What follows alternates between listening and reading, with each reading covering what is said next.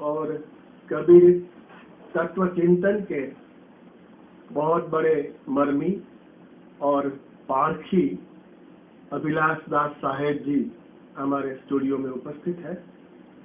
तो उनसे कुछ बातचीत और कबीर साहब को हम ज्यादा जानेंगे उनकी वाणी के द्वारा। अभिलाष दास जी, ये जो कबीर साहब है वो मात्र भारत के नहीं है, पूरे ही भारतीय उपखंड के एक मुख्य कवि भी है और संत भी है।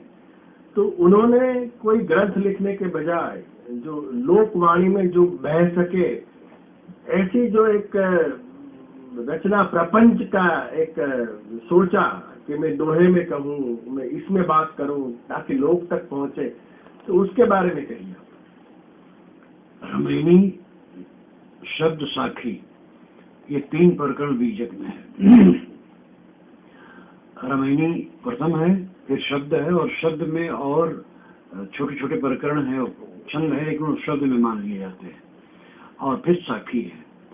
नाभादास जी महाराज ने भी, जो उनके पीछे थोड़े दिन में हुए हैं, उन्होंने कहा, वैष्णव संत हुए हैं, कि कबीर कान राखी नहीं वर्णाश्रम खड़दर्शनी, भक्त विमुख जो धर्म तां या धर्म करि गायो, योग यज्ञ व्रत दान भजन बिन तुच्छ दिखायो, हिंदू तुरुप प्रमाण रमैनी शब्दी साखी, रमैनी शब्दी साखी, पक्षपात नहीं बचन सबन के हित की भाखी, आरूढ़ दशा हुए जगत पर मुख देखी नाहिन भरी, कबीर कान राखी नहीं वर्णाश्रम खड़दर्शनी। 6 पंक्तियों में एक वैष्णव संत ने जो कहा है, दुनिया के समस्त कबीर आलोचक इससे आगे नहीं जा सकेंगे। कबीर ने रमैनी शब्दी साखी में कहा, पक्षपात नहीं किया, मुख देखी बात नहीं कही, सबके लिए हितकर बात कही। ये बहुत कुछ हो जाता है इतने में। बीजक में ही प्रकरण है, रमैनी शब्दी साखी। और उसी प्रकार वो कहते हैं, ग्रंथावली नाम से जो विद्वानों ने संकलित किया, वह और अन्य वाणियों से किया, वो भी कबीर साहब की वाणी है, लेकिन उसमें मिलित जुलित है। पंथ में सुरक्षित बीजक है, और बीजक को ही लक्ष्य लेकर के नाभादास जी महाराज ने लिखा रमैनी शब्दी साखी। तो साहब जन भाषा में अपनी बातें कही, और वो मानव मात्र की एकता, धर्म की एकता, सब कुछ की एकता पर बल दिया। जो विभेद और विषमता है उसको दूर करने के लिए उन्होंने प्रयास किया। कबीर साहब 600 साल पहले हुए अंदाजन। हाँ, तो उनके ऊपर कौन कौन सी विचारधारा, सूफी विचारधारा का भी एक हमको मूल मिलता है कि ये सब वेदों का, उपनिषदों का, भारतीय विचारधारों का, सूफी मत का भी कुछ सबका मक्खन है। बस होता है उनका जो विवेक है वो अपने आप में समन्वित है, तो उसमें सब कुछ आ जाता है, क्योंकि उनकी सोच सब जगह एकता को लेकर के है। जैसे जात के लेकर, तो जात मानव मात्र एक है। धर्म, उस संप्रदाय को नहीं मानते हैं, संप्रदाय ठीक है, लेकिन धर्म तो संयम और शील है। परमात्मा के विषय में जो विरुद्ध धारणाएं हैं उसको समेट करके अंतर्मुख करने कहते हैं, अंदर में खोजो, बाहर कहाँ खोजते हो। तो इसलिए उनका जो सोच है वो सब मिला करके समन्वय नहीं किए हैं। सोच ही ऐसा है कि जो खुद समन्वित है और उसमें सब आ जाता है, वेद, शास्त्र, कुरान, पुराण सब आ जाते हैं। उनकी वाणी अगर आप देखें, बीजक मुख्य ग्रंथ है जो इस समय 2 खंडों में व्याख्या रूप में चलती है, उसको आप देखें तो कुछ बाकी नहीं है। तो ये मानना, अब कुछ लोग कहते हैं सूफी प्रभाव, कुछ लोग वेदांत प्रभाव, कुछ लोग और प्रभाव कहते हैं, ये सब एकांगी चिंतन है। उनकी वाणी पढ़ने पर सर्वसार स्वरूप आ जाता है, इसलिए उनका विषय ही समन्वित है, और जो कुछ निकलता है सब अपने आप समन्वित है, और कुछ हटा करके कुछ ले करके जो समन्वय किया जाता है वो उनका समन्वय नहीं है। सोच ही उनका सब एकता परक है, अंतर्मुख है। इसलिए सारी बातें ऐसी हैं जो 600 वर्ष पहले लिखी गई थी और आज भी वो विज्ञान से नहीं टकराती।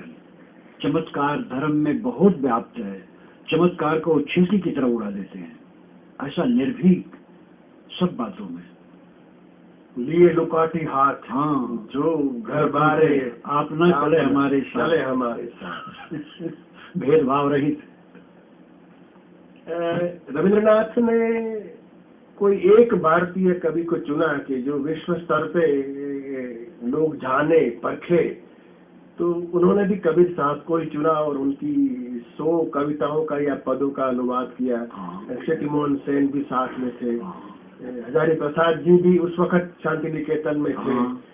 तो रविंद्रनाथ की क्या सोच रही होगी, रविंद्रनाथ जी की इतने बड़े कवि की एक सोच क्या रही होगी कि उन्होंने कबीर साहब को चुना? रविंद्रनाथ ने देखा कि पश्चिमी देश में भारत के लिए धर्म और दर्शन के विषय में बड़ा बड़ा भ्रम है। जात पात की भावना, ऊंच नीच की भावना, भारत वाले तो मिट्टी पत्थर पूछते हैं, बानर को बड़ा मानते, मनुष्य को बड़ा नहीं मानते हैं, या समुद्र की लहरों में परमात्मा देखते हैं, बड़ी घृणा थी। उन्होंने देखा कि कबीर की ऐसी वाणी है जिसमें इस सब का समाधान है। चित मोहन सेन ने पहले ही कबीर वाणियों का संकलन किया था, उसी से उन्होंने 100 चुना जो उनको अच्छा लगा और उसी पर उन्होंने अनुवाद किया। 100 पोएम्स ऑफ कबीर नाम से छपा और अंडरहिल ने उसकी भूमिका लिखी और वो अनेक भाषाओं में उसका अनुवाद हुआ। तो निश्चित है कि उन्होंने सोचा कि कबीर वाणी जब हम देंगे तब ये पश्चिम वाले समझेंगे कि भारत में इतना मूल्यवान विचार है जो निर्भय है और सार्वभौमिक है, और जो धारणा है वो धारणा सब गलत है लोगों की। यही सोच करके उन्होंने कबीर को चुना। कबीर वाणी लोगों तक पहुंची है, उसमें जो भजन गाने वाले भजनिक है उनका भी काफी योगदान है। तो उसके बारे में आप कुछ कहिए। कबीर की बात तो ऐसी है कि मैं जहाँ जाता हूँ, गुजरात में है, गुजराती भाषा में गा रहे हैं और अंतिम में लगा रहे हैं कहीं कबीर सुनो भाई साधो। महाराष्ट्र में, बंगाल में, जहाँ जाओ तहाँ, उड़ीसा में, सब जगह उस भाषा में गा रहे हैं, कहीं कबीर लगा रहे हैं। तो कबीर वाणी इतनी फैली, इतना व्यापक हुआ कि अपने अपने ढंग से लोग गाए। कबीर वाणी और कबीरी वाणी, ये दो को हमें समझना चाहिए। कबीर वाणी जो उनकी मौलिक वाणी है, और कबीरी वाणी का अर्थ होता है कबीर से प्रभावित होकर के संत भक्तों ने बनाया और उसमें भी कहीं कबीर लगाया। संस्कृत में वेदव्यास महाव्यक्तित्व है, उनके नाम पर इतने बने हैं कि सारी रचनाएं जाकर के वेदव्यास में मिल गई हैं। तो ऐसे कबीर हिंदी में व्यापक हैं, वो विविध भाषाओं के विद्वानों की बातों को अपने में समेट लिए हैं मानो। इतना अच्छा लगा कबीर का विचार कि विविध प्रदेशों में विविध भाषा में गाया गया और अंत में कहीं कबीर लगाया गया। अब तथ्य यह है कि कबीर खड़ी हिंदी, भोजपुरी, लटका में गए हैं क्योंकि ये खास बात है कि आदमी का जहाँ बचपना बीतता है उसी का प्रभाव होता है। जैसे मेरा ही है, अवध क्षेत्र का प्रभाव मेरी भाषा पर और लोकोक्तियों और कहावतों पर सब पर है, सब में है। और इसी प्रकार कबीर साहब काशी से गोरखपुर के क्षेत्र में खास रहे, और कोई कितना व्यापक पुरुष हो लेकिन उसका एक केंद्र होता है। साहब ने खुद कहा देश विदेश से हूँ फिरा, तो बहुत घूमे। यहाँ गुजरात में वो 4 बार आए हैं और सभी भाषाओं का पुट है। यहाँ का मोहड़े परिगो रेत, मोहड़े यहाँ कहा जाता है मुंह को। और इसी प्रकार ठाकुर, बंगाल में महात्मा को कहा जाता है ठाकुर, कबीर ऐसा ठाकुर से ये, तो कुछ शब्द तो आ जाएंगे लेकिन कहने का लहजा उनका भोजपुरी है। फुल भल फुलल मलिन भल गांथल, फुलवा बिनस गो भवर निरासल, कहीं कबीर सुनो संतो भाई, पंडित जन फुल रहल लो भाई, गांथल फुलल रहल, ये भोजपुरी लटका है। तो कबीर खड़ी हिंदी में अपनी बात कहे लेकिन लटका भोजपुरी है। तो उनकी खास मौलिक भाषा ये बीचक में मिलता है। गुरु ग्रंथावली में वो नहीं मिलता है, कबीर ग्रंथावली में उसमें वहाँ राजस्थानी पंजाबी लटका है क्योंकि अन्य कवियों द्वारा तोड़ा मरोड़ा गया है, तो प्रक्षिप्त है। तो कबीर के नाम पर तो विविध ही भाषाओं में गाया जाता है, इसलिए इतना व्यापक प्रभाव पड़ा कि सब लोगों ने उन्हें अपना माना और बनाया और गाया। तो कबीर वाणी और कबीरी वाणी ये दोनों चलती है। कबीरी वाणी में भी कबीर का सार तत्व फैला हुआ है। तो कबीर जी की जो पद है निर्गुण भजन, वो कुमार जी ने भी गाए, कुमार गंधर्व ने भी गाए। तो उन्होंने भी काफी एक उसमें बड़ा काम किया। साखियां गाई गई। और जहाँ जाओ, मैं राजस्थान में पहली बार आया मीराबाई के जन्म स्थान के पास, बहुत वर्ष हो गए।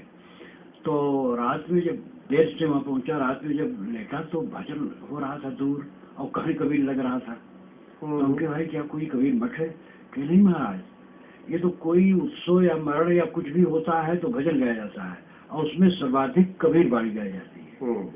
तो एक खेत में एक मकान है, वहाँ पर कुछ है, वहीं से आवाज आ रही है, और कहीं कबीर चल रहा था बार-बार। और पाकिस्तान में भी कबीर बाणी गाई जाती है? बिल्कुल गाई जाती है। वहाँ से हमारे पास फोन आता है, और मैं प्रवचन करता हूँ कबीर जयंती के समय, और वहाँ पर सब सुनते हैं। और लोग कहते हैं कि जब हम मुल्ला लोगों के पास भी जाते हैं, कहते हैं कबीर जयंती, तो कहते हैं अरे भाई वो तो महाफकीर है, और तो महा सूफी है, सूफी शब्द से कहते हैं। तो कबीर की बात ही ऐसी है जो सार्वभौमिक है, सबको फटकारते हैं लेकिन सबको मीठे लगते हैं। कारण यह है कि निष्पक्षता है, उन्होंने पक्ष कोई नहीं लिया। कबीर साहब का जो तत्व चिंतन है वो तो बहुत अच्छा मोहक है ही, मगर एक कवि के रूप में भी अगर देखे तो काफी सिंबल जो उन्होंने इस्तेमाल किए हैं, बिंबों का इस्तेमाल किया है, भाषा के साथ जो एक रमणीय क्रीड़ा की है। तो उसके बारे में कुछ कहेंगे? कबीर साहब एक कवि के रूप में कैसे निखरते हैं? क्योंकि तत्व चिंतक तो है ही है, मगर हमारी परंपरा है वो संत कवियों की भी है, जो संत है मगर कवि भी है। तो उनका ये जो, और उनकी वाणी में अलंकारों से, वेद वाणी और कबीर वाणी दोनों अलंकारों में भरी है और रूपकों में भरी है।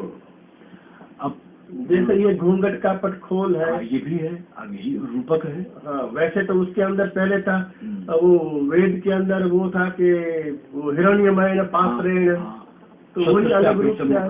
हिरण्यमय पात्रेण सत्यस्यापीतम मुखम सत्यम पोषण पावरण स्वच्छ धर्माय।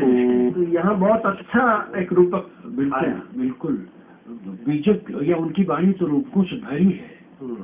ऐसे उदाहरण हम देंगे, जैसे मैं कासो को हूँ, को सुने, को पति आए, फुलवक छुअत भंवर मर जाए, ज्योतिन बोइये सिचियन सोए, बिन डार बिन पात फूल एक होए, फुल भल फुलल मलिन भल गांथल, फुलवा बिनस गो भौर निरासल, कहीं कबीर सुनो संतो भाई, पंडित जन फुल रहा लो भाई। मैं कासो किससे मैं कहूँ, कौन सुनेगा, कौन विश्वास करेगा कि फूल को छूते ही भौरा मर जाता है, क्योंकि भौरा तो उसमें आनंदित होता है, अवर वाणी। हाँ, लेकिन फूल का मतलब यहाँ वासना है। वासना को छूते ही मन मर जाता है। मोह वासना, क्रोध वासना, काम वासना, जहाँ वासना में जगह लगा मर गया, विवेकहीन हो गया।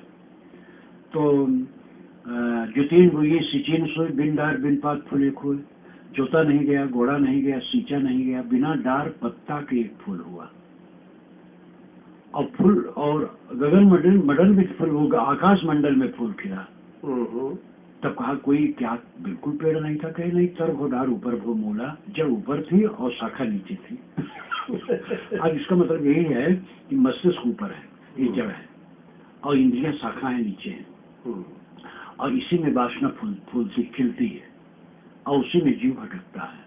फूल भल फुलल मलिन भल गांथल, फूल अच्छे खिले, माली अच्छी माला बनाई, फूल नाम वासना, तमाम कल्पनाएं। नौजवानी में आदमी क्या क्या कल्पना करता है, ये होगा वो होगा वो होगा, लेकिन अंत में फूलों बिनस भंवर निराश। बूढ़ा हुआ तो हारी हुई ज्वारी की तरह बैठ गया कि जो मैं सोचता सब बेकार गया। फूल फुलल मलिन भल गांथल, फुलवा बिनस गो भंवर निरासल, ये भंवरे जीव मोह माया वाले सब निराश हो गए। कहीं कबीर सुनो संतो भाई, पंडित जन फुल रहा लो भाई।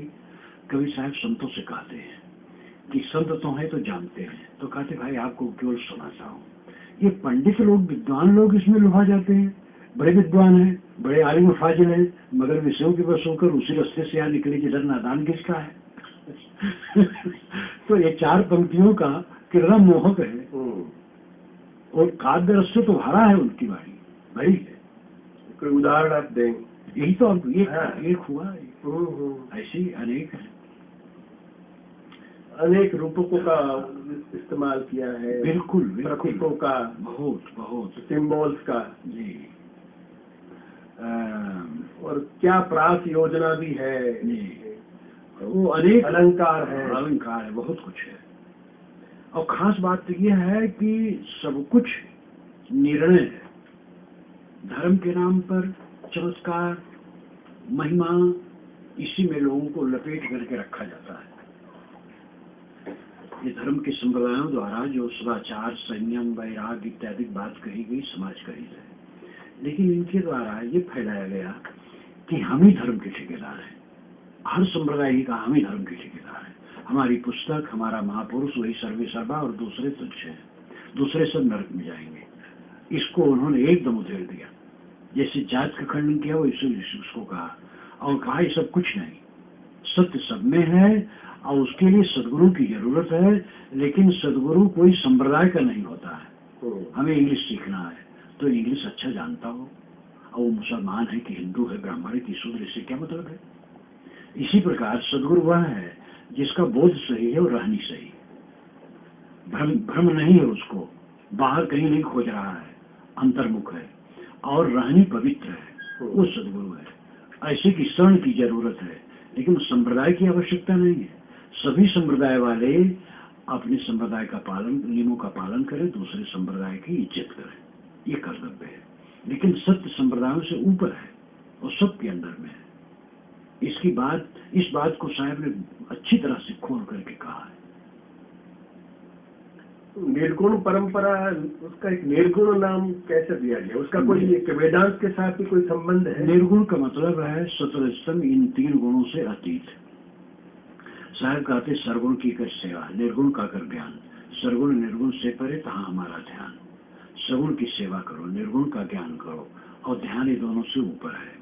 सगुण है, जैसे आंख खोले तो हम प्राणियों को देखते हैं, सगुण भगवान है, इनकी सेवा करो। और निर्गुण का ज्ञान करो, आत्मा निर्गुण है, अंतर्मुख हो, इसके लिए सत्संग करो, चिंतन करो, मनन करो, कौन बोल रहा है, कौन जान रहा है, वो निर्गुण आत्मा है। लेकिन ध्यान ये दोनों से ऊपर है, उसमें सेवा और ज्ञान दोनों नहीं है। सेवा तो स्थूल क्रिया है और ज्ञान भी मन द्वारा चालित वृत्ति है, वही ज्ञान होता है। मन चले ना तो ज्ञान कुछ नहीं होगा। ध्यान तो ये दोनों से ऊपर है, जहां ज्ञान भी समाप्त हो जाए वो अंतिम स्थित है, सगुण निर्गुण से परे।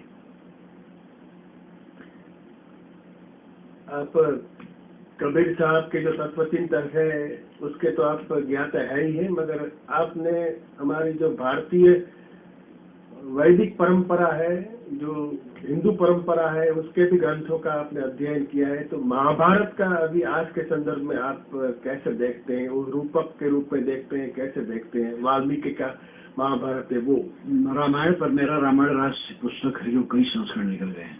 महाभारत तो इसी समय मैं पढ़ रहा हूँ, पूर्व 1000 पृष्ठों में आएगा महाभारत मीमांसा। ये रूपक मात्र नहीं है, इनकी कथाएं सत्य का स्पर्श करती हैं और इसमें इतिहास छिपा है। कुछ विद्वान मानते हैं जिसमें उसमें चमत्कार है, अलौकिकता है, तो ये सब रूपक मात्र है। पहले जमाने में इतिहास, दर्शन, अध्यात्म, व्यवहार सब एक साथ लिखा जाता था। अभी आज भी हेजियोग्राफी के अंदर अब मानते हैं कि इसको भी इस्तेमाल करना चाहिए। परंतु अब आजकल इतिहास अलग रखते हैं, दर्शन अलग रखते हैं, तो पहले ऐसा मिला जुला करके लिखते थे, इसलिए भ्रम होता था। कबीर कितने दिन के हैं? 600 वर्ष के। बुद्ध 1000 वर्ष के। लेकिन कबीर और बुद्ध के नाम पर कितना चमत्कार है।